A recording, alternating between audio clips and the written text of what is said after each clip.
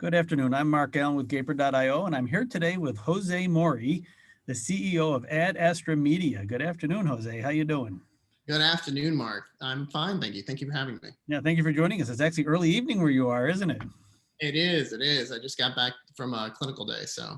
Yeah, it's still afternoon here in the West Coast. So to start with, can you share a brief background of yourself and your work experience? Oh, absolutely. So again, my name is Jose Morey. I'm a physician by formal training. I studied medicine at University of South Florida. I did all my postdoc work up in the Northeast. I was in Baltimore for a time, then New York, and then I did my postdoc at the University of Pennsylvania. And it was at Penn that I started really getting into away from clinical work and more into entrepreneurship and biz dev innovation kind of things. I got to work through the Innovation Center there at Penn, which was doing a lot of things, obviously, with the Wharton School, and kind of got bit by that startup business bug. And really, since then, it's really changed the trajectory of my life. I still practice clinically part time, but the vast majority of my career, almost 2 decades now, I've been in emerging technology, business development, innovation. I first worked with IBM Watson, was my first big foray into tech. Senior medical scientist out of the research lab in Almaden, which is in San Jose. I eventually went from a consultant to working full time, worked my way up kind of the business ladder there until I was associate VP and associate chief health officer for IBM Watson. Worked across all the AI applications that IBM had within their healthcare division.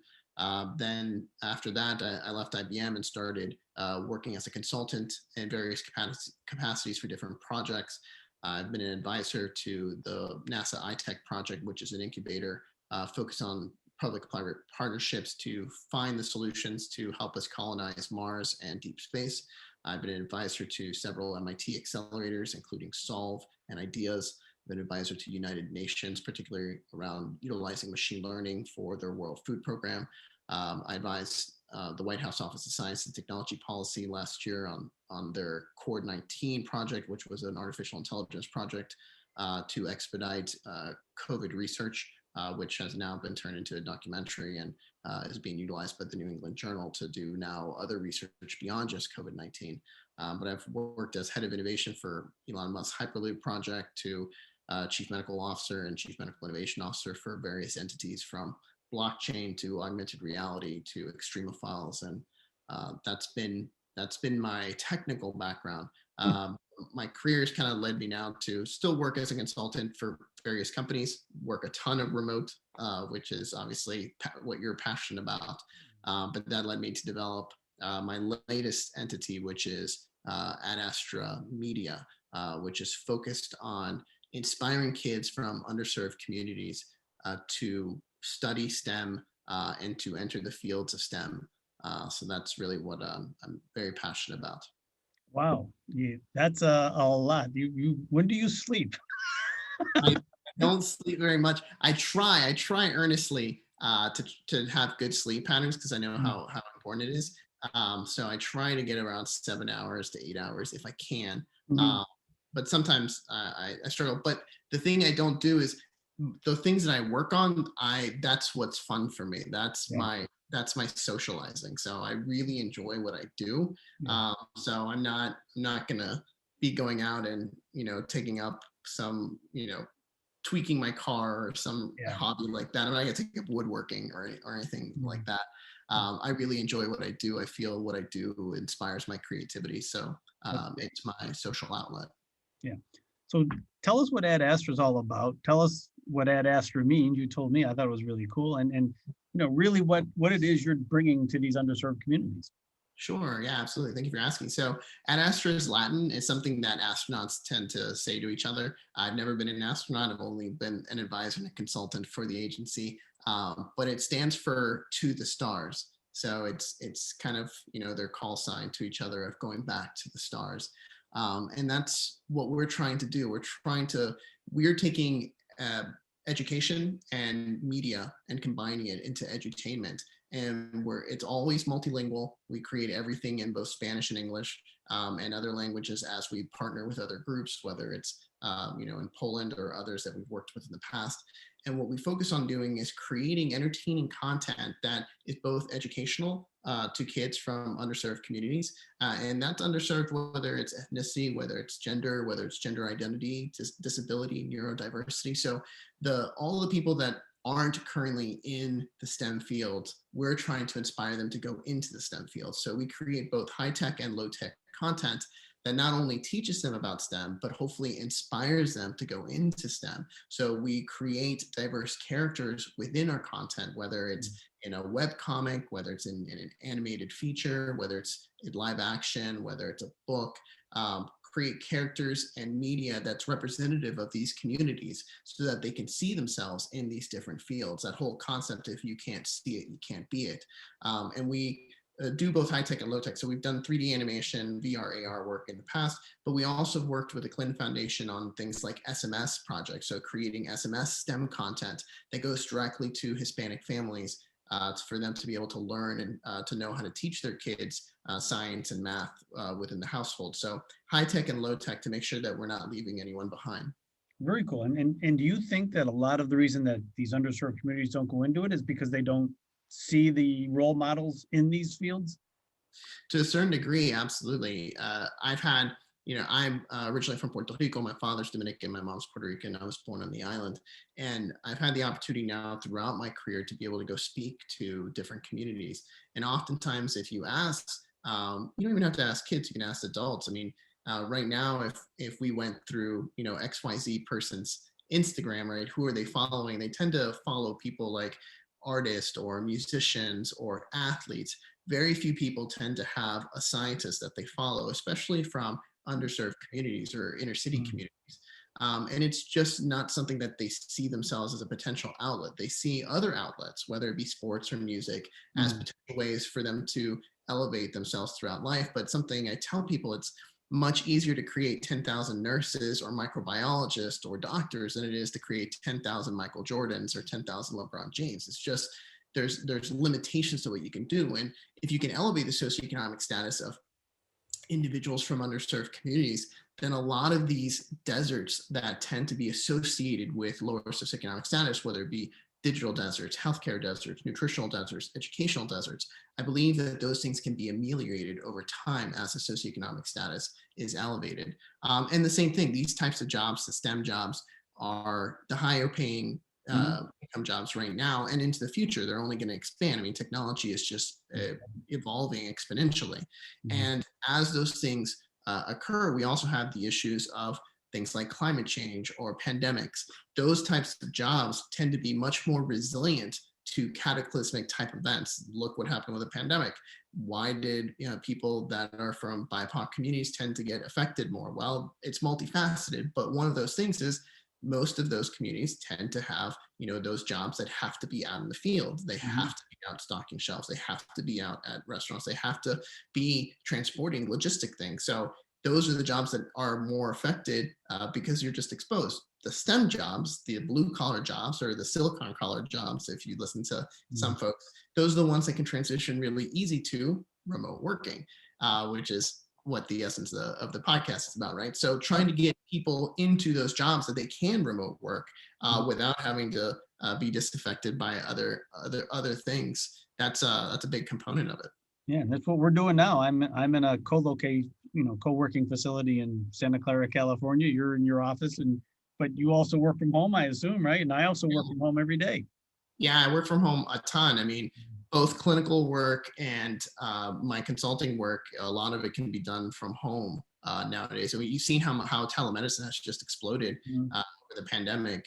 Obviously, there's been companies from your neck of the woods, the startups that are always at the cutting edge, that have been at the forefront of telemedicine and telehealth. But I think the thing that, in my opinion, you can see a really seismic change or revolution in is when you saw the Blue Crosses and the Blue Shield start offering to cover or even offering the services of telemedicine, these behemoths that hadn't changed. It's very hard to turn those Titanics, those entities started really adopting these things. And I think those are some of the evidence that you can see that this is going to be long-standing change, not just kind of a flash in the pants.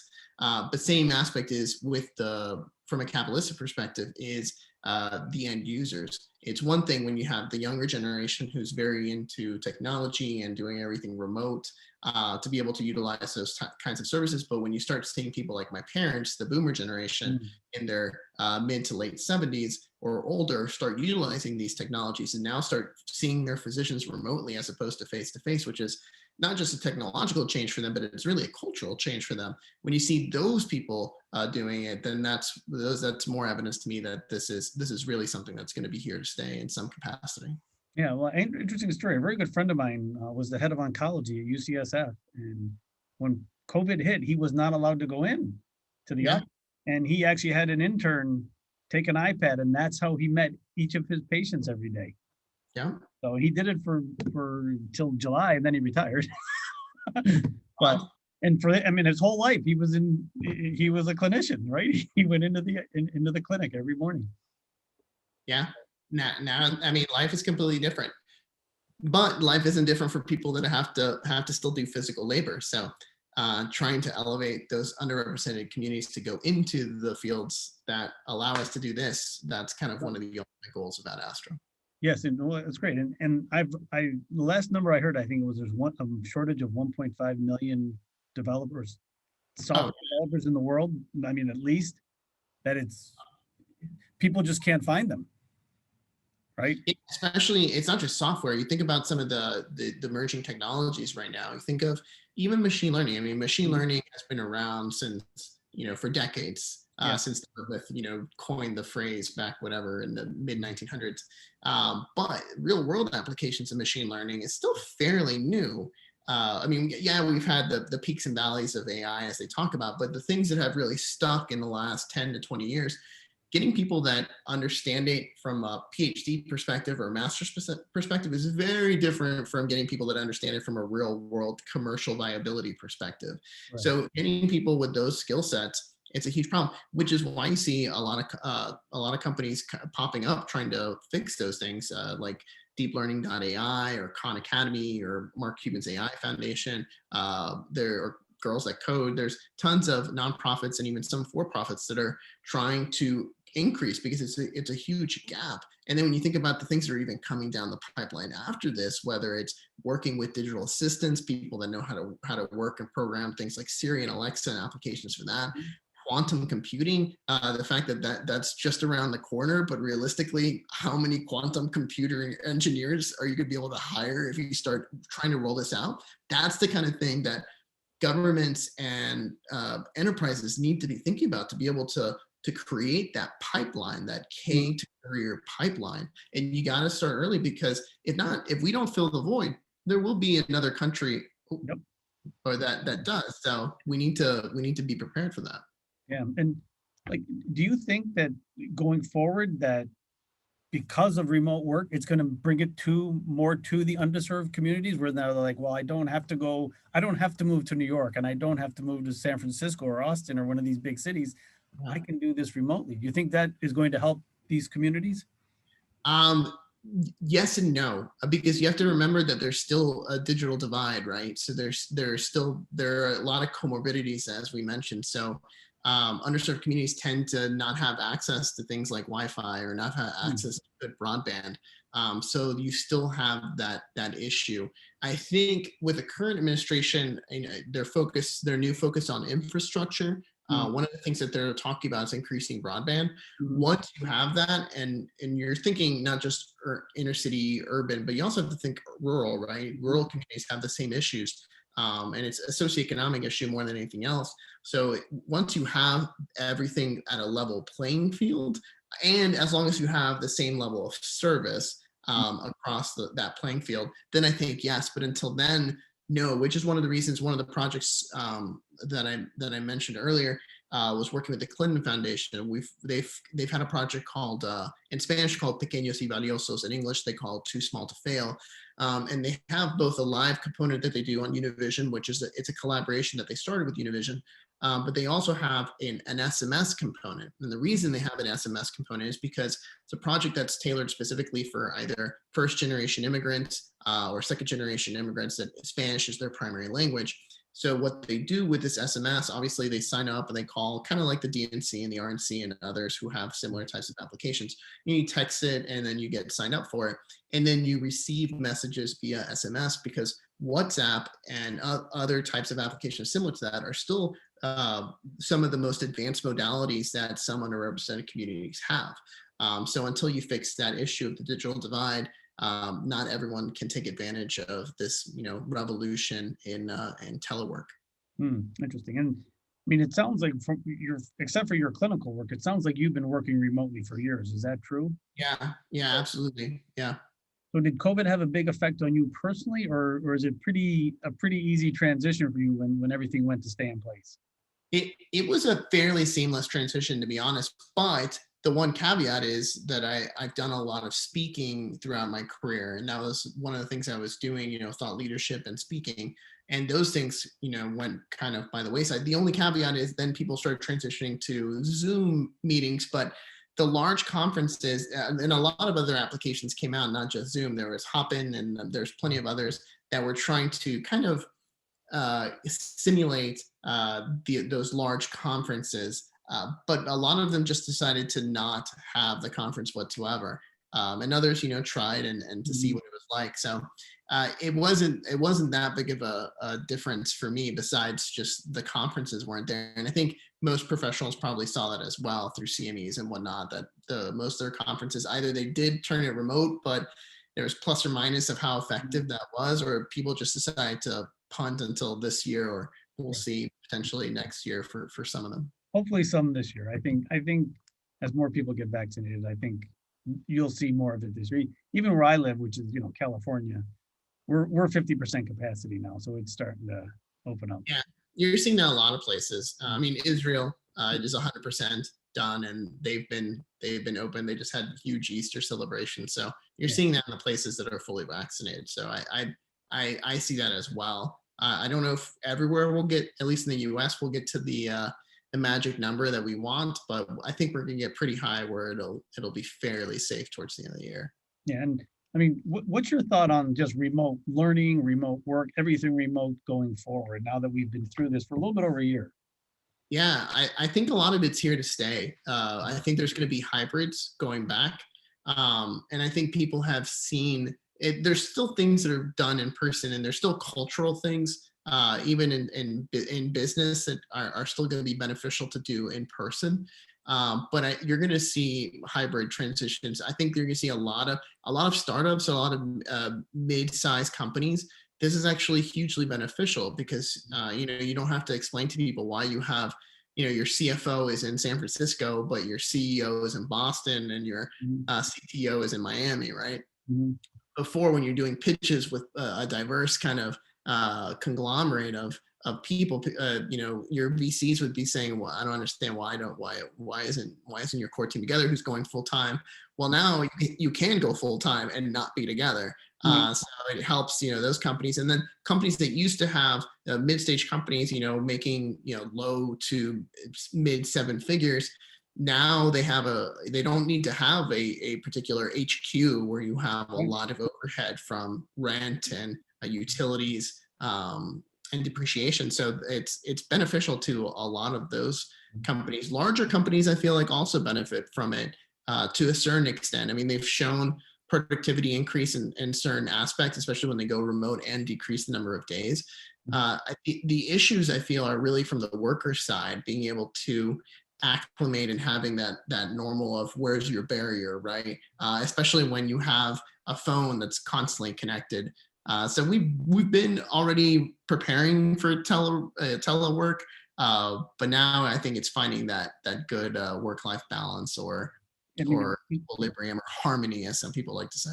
yeah, I mean, it was thrust upon us suddenly. So I, I think we got through it okay. And I think you're right. I think the hybrid model is going to be the model. I think people like both. They like the ability to work from home and not get up at 6 in the morning and rush in and sit in traffic for an hour.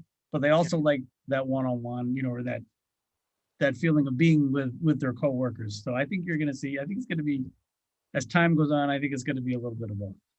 Yeah, and it depends on your home Right. status too, right? Some people want to get away from their family to be able to work because they can't focus, but other people like to be able to juggle both. They like to be able to have lunch Mm, with their kids or their spouse, right. and not have to and be able to do those kinds of things. So I think as if companies keep in mind that this is an option, and this is an option, especially going forward to retain the. You just talked about the huge gap of computer scientists or coders.